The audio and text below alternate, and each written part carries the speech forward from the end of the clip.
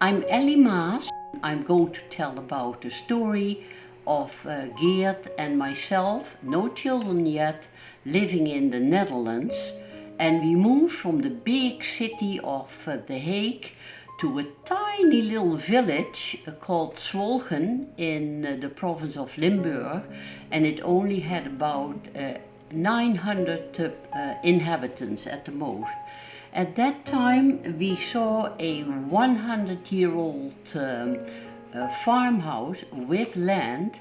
This was in 1971, and at that time we just had no real camera that would get all of our memories. So what I have here is a scrapbook. And it deals with the time that we started in Zwolchen, Limburg, the end of June 1971 till the 17th of December 1979, our arrival date in Canada. So all of these years we had seen this farmhouse in a terrible, unlivable state. But Geert, as usual, saw the potential. So here you see in this album the before and after situation. There were still horses in front of the house. The house as such was really large, and it was divided in two parts.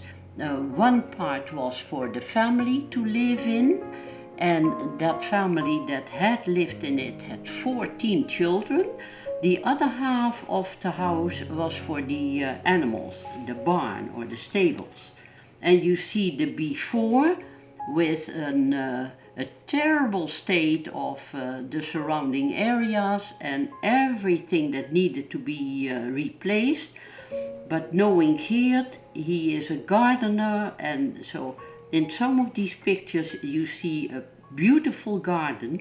And once we started having our 3 children there, they each got a little plot also to learn about gardening. Now in this photo section you see some of the back of the original state with a pig stable and an open space. And so in the other section you see how Geert made it into a garage and his first studio.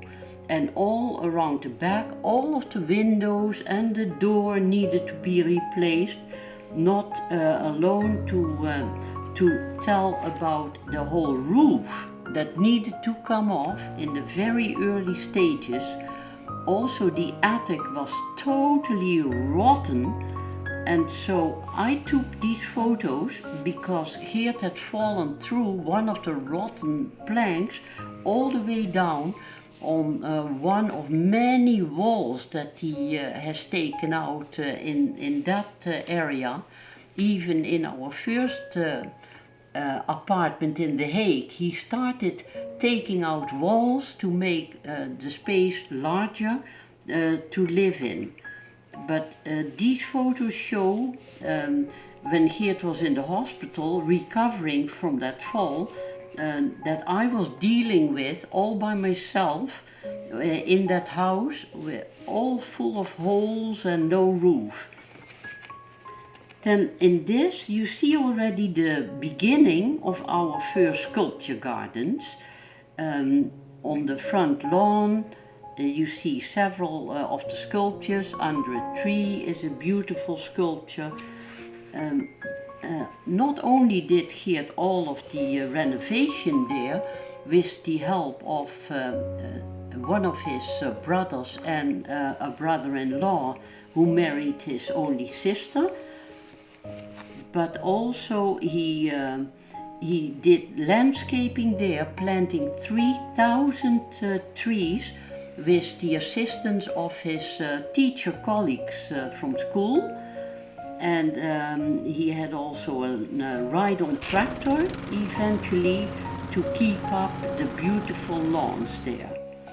Also all the grouting needed to come out of the house to make it stronger. And in this photo you see that Geert was helping or making sure that the chimney, a brick chimney leaning on a rotten plank, would not fall down. So he is building there, and all of the concrete that he needed, he would often do it sitting down when he was in too much pain, because he always had problems with knees in those years also.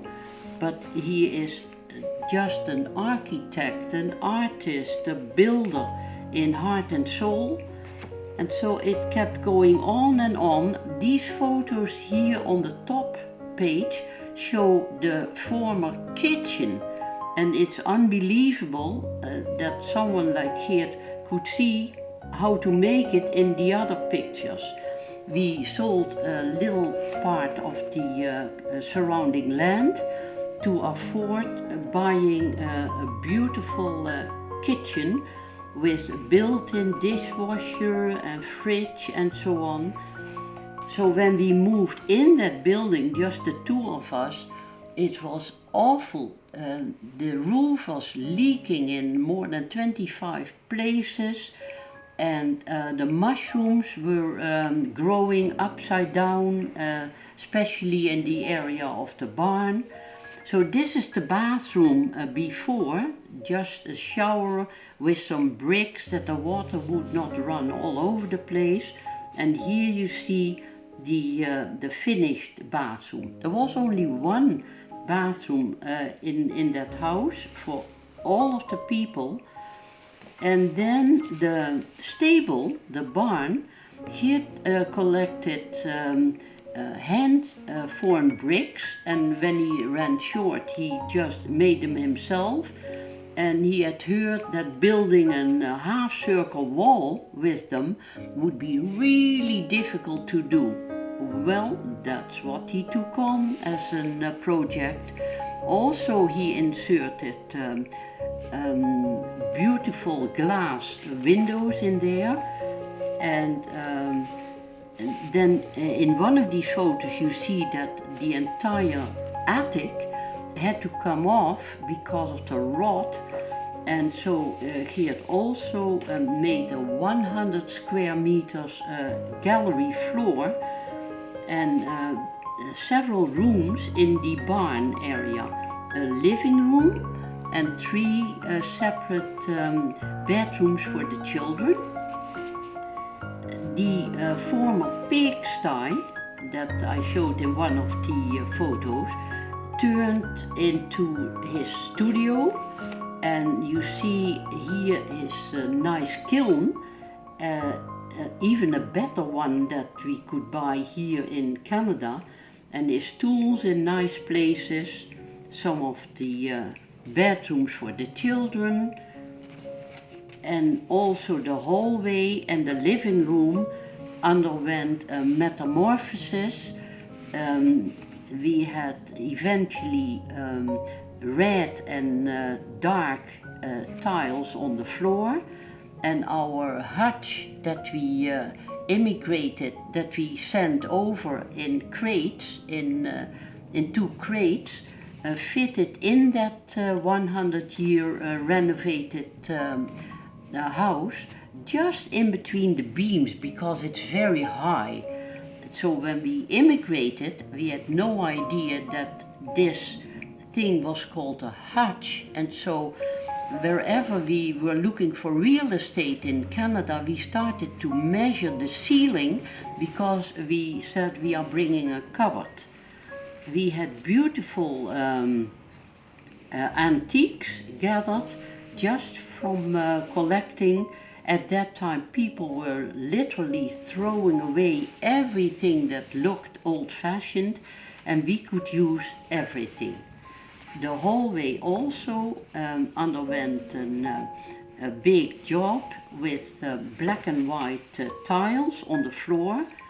In the other part of the attic, he had created 2 extra bedrooms for guests, if he had them, And in one part I could also dry the laundry when the weather was too bad. Then the living room photos are here. I think in that area alone he had to knock out so many walls to make it into a large, beautiful space where we could have our books and furniture.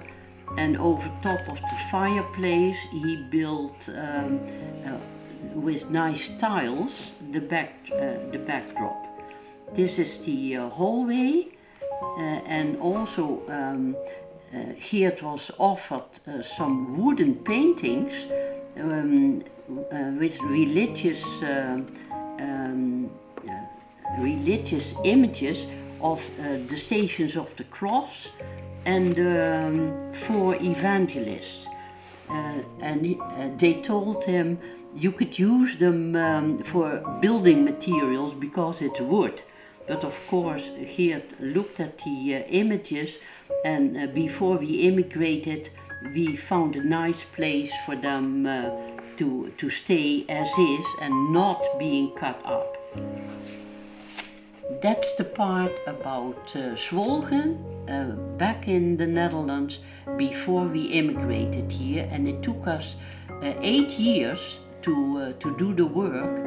I've always been a good assistant in every way, and now we are enjoying our time in Kelowna, starting a new life and continuing with our sculpture gardens and gallery here in Kelowna, BC, Canada.